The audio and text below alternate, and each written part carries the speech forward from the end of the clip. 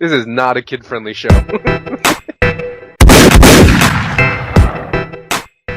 Yo, what's going on, my dudes? Welcome to another RuneScape news coverage video. We're going to cover the new poll regarding the new ice dye for treasure trails. So without any further ado, we're going to cover this one by Mod Rowley. He says, to give you a better view of the ice dye might look like, here's an image applied to the malevolent armor. And here's the image here looking really bright, vibrant. That light blue is really sticking out, and it's one of the most changed dyes, or the dye that changes the look of the item the most, in my opinion. At least the one that stands out a lot. I don't really know how I feel about it. It looks alright, looks good. I'm cool with dyes. I know a lot of people wanted a gold dye, but just because we got an ice dye in the polls and it's probably going to be passed, to be honest, doesn't mean that we can't get like things like a gold dye in the future. It just means that this will be the next one, apparently. And then I got this image here. This is a Drygore longsword, so that's what you can expect the Drygore to look like. It looks pretty cool. I'm not too mad at this dye. It looks actually really interesting. Again, a lot of people have concerns about what the Ascension bow is going to look like, because it already looks very similar to what you would expect ice to look like. Here's a quick mock-up. This is just a Photoshop. This is not an in-game model or a rendered model or anything like that. This is just a Photoshop by Mod Orion of the differences you can expect. So it does look different, the Ascension from the Ascension ice dye. So yeah, anybody who was concerned about that, at least you get to see or get an idea of what you can expect the new ice dye Ascension to look like. So we do have a forum thread by Mod Shauny that goes into a little bit more detail about what we can expect with this. So without any further ado, I'm going to jump into that one. He says, hi all, just wanted to bring you all up to speed regarding the ice dye poll.